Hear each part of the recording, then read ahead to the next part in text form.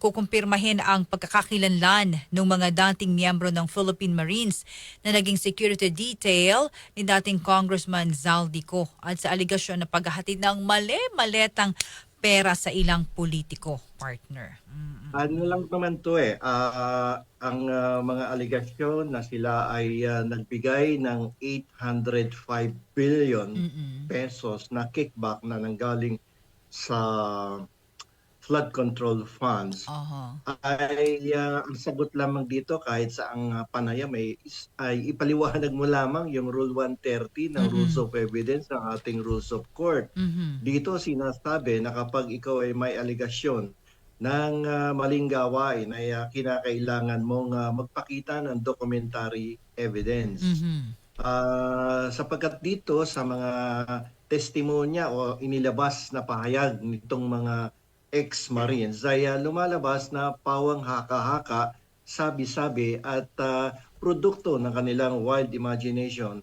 Ang kanilang binabanggit na sila ay naghatid ng Mali-maleta. mali-malitang pera dito kay Romualdez, kay Presidente Marcos Marcos. dito sa bahay sa Forbes Park sa Malacanang at maging sa Ilocos.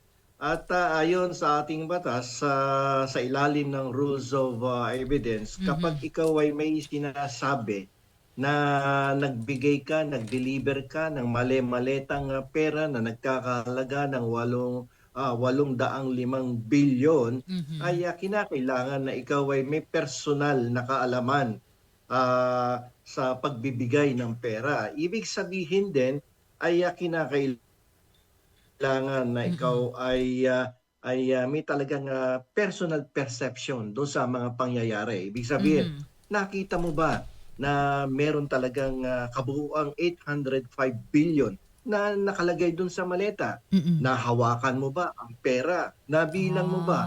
O naramdaman mo ba at narinig mo na itong mga pera na to ay galing talaga sa pondo ng flood control programs? If you cannot state or say that you have personal knowledge of these facts, then that would be considered as hearsay evidence, haka-haka. And if that is a hearsay evidence, sabi nga namin sa law school ay that is not an evidence at all. So walang Yun. pupunta kanyang mga deklarasyon na yan ng mga ex-Marines na yan. Pangalawa, yung mga testimonial nila na yan, yung kanilang pinagsasabi sa media, ay kulang-kulang. May mga unsigned affidavits So, tapos, ang daming inconsistency doon sa kanilang mga pahayag sa media. Tapos, sabi nga ni Ping Lacson kanina, nahagip ko lang ngayon lang sa balita dahil ako'y nanonood ng balita bago tayo mag-umpisa dito. Ang sabi ni Lacson, it is mathematically impossible for the statement of these 18 ex-Marines that they delivered 805 billion pesos to the residence of the President. Why? Because 805 billion pesos is equivalent to 15% of the total national budget. Imagine how huge amount of money you will deliver to the house of the President and to the house of the Speaker of the House. Ngayon, ang tanong dito, kung that is equivalent to 805 billion pesos, how many suitcases are needed para ilagay mo doon yung 805 billions, which is the total amount kickback, di ba? So, ilang?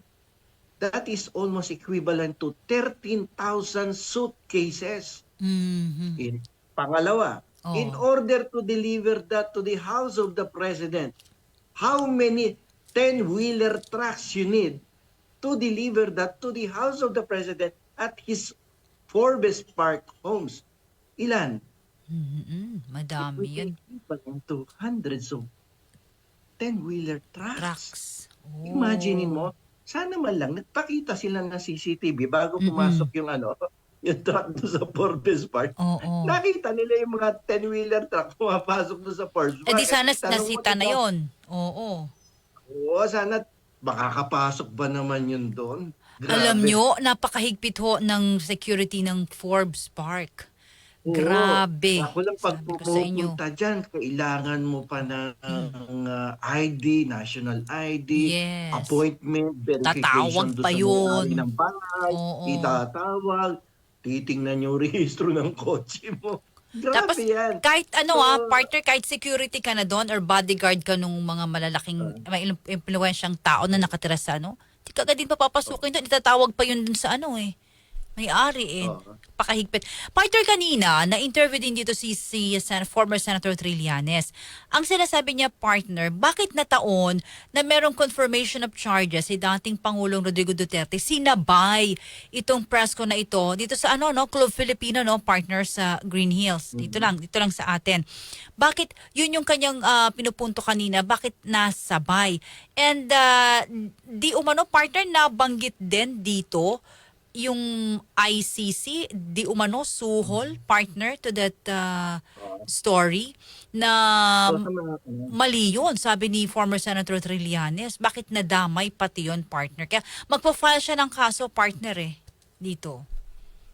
alam mo, yung sinabi ni Senator Trillanes na yan, na nagkaroon ng political timing actually, at Exactly. diversion. Yeah. Diversion of Oo. of issues. Mm-mm. So, tiniming nila. So, if you will try to analyze, Analyze. it Mm-mm. is a complete black propaganda o panggulo. At kung matinong tao ka at meron kang matinong pag-iisip, maniniwala ka ba naman doon sa testimonya ng 18 ex-Marines? Oo. Ay mahirap paniwalaan sapagkat sabi, doon lang tayo pumunta Mm-mm. sa sa sitwasyon na kung saan ay nagbigay sila ng bilyong-bilyong pera kay presidente. Ang Mm-mm. tanong lang naman diyan nakita mo ba yung pera? Doon Oo. sa salaysay nila, sabi nila, nakita namin yung maleta. O Pero, alam mo ba na pera ang laman? yun. Oo, Wala oo, naman daw oo. sinabi. Ang Mm-mm. alam daw nila, mabigat. Kung Mm-mm. mabigat yan, alam mo ba kung ano laman yan? Pera ba yan? O baka mamaya ang laman yan, hollow blocks, Oo. bakal, Oo, oo, oo, o oo. mga junk items. Mhm. So hindi mo alam. So ibig sabihin, you do not have personal knowledge. Wala yung Okay. personal perception. Nakita Mm-mm. mo ba? Kasi sa rules of evidence, Yes, ang attorney. unang tanong dyan, dapat maipakita mo yung corpus delicti, Mm. which is, we call as, in layman's term, the Mhm. body of the crime. Ngayon, ang Oh. tanong, where is the body of Of the the crime. crime? Mhm, May mhm. retrato ka man lang ba? Nabidyohan mo ba? O kaya nakita ng dalawa mong maliwanag na mata na Oh. bilyong-bilyong piso ang nakalagay dun sa maleta. Pero ayon sa Oo. kanilang salaysay, ay sila ay nautusan lamang bilang mga escort o Mm. bodyguard na magdala ng pera kay presidente, Mhm. ngunit hindi nila alam kung ano ang laman ng maleta, pero ang alam lang nila, mabigat yung maletang binubuhat nila. Paano ko Oo. sabihin ko sa yung hindi mo ba alam na yung maletang binubuhat mo kaya mabigat ay ang laman niyan tanso. Pu- Di ba? So, yun So, kaya yung pati yung kay Trillanes, that is Mm-mm. actually totoo. That is a black propaganda. Oo. Diversionary tactics yan.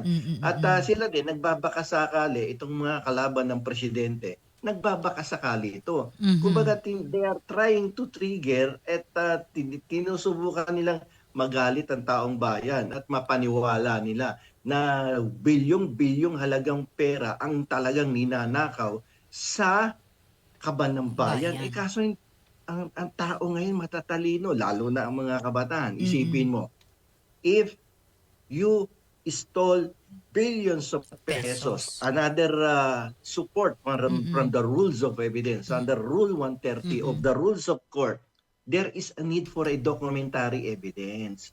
Aside from yung sinabi ko kanina, Oo, di ba? attorney. Mm-mm. Na yung hearsay evidence. That is not an evidence at all if that is a hearsay. Hearsay, Ngayon, yes. pangalawa, documentary evidence. Mm. If the transaction involves hundreds of billions, you need the document. What kind of Mm. document? Like for instance, Mm. galing yan sa gobyerno.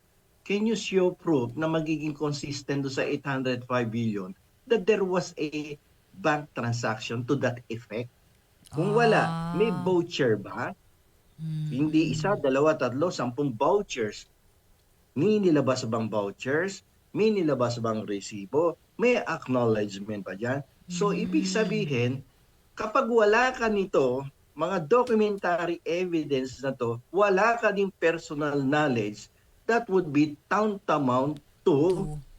no evidence at all, and that is a black propaganda Mm, mm, mm, that mm. will not serve the purpose na paniwalain mo ang tao na magnanakaw. Yung mga binabanggit mong mga sangkot dito, Oo. malabo yan na hindi talaga magtatagumpay ang planong paninira. Kasi Mhm. gusto nila dito, alis kayo dyan, Palit. kami naman. Palit kami. Kami Oo. naman. Yun ang ano Oo. nila dito Mm, ang mm, mm. programa nila. Para Mhm. pag napaniwala nila ang tao na magnanakaw ang nasa pwesto, alis diyan, kami naman. So, sa pagmamadali nila ng mga preparasyon ng ganitong klaseng black propaganda, padalos-dalos, although may abogado Oo. At sabi partner ay ninanais nila sa ombudsman. Oo, dalhin ay ang ito definitely, kung ganyan na, or Sandigan definitely, they Bayan will. should I say? Oh, Oo. yes. So, ombudsman muna yan Oo. before the Sandigan Sandigan Bayan. Bayan. Mm. Definitely, if they will present the complaint with the ombudsman on the basis of these uh, testimonies Mm. ng mga 18 ex-Marines, Mhm. definitely the complaint will fail. Bakit? Wala Oo. kang support ng documentary evidence. Tapos wala kang visual confirmation. Oo, oo. Hindi mo nakita. Wala kang corpus delicti.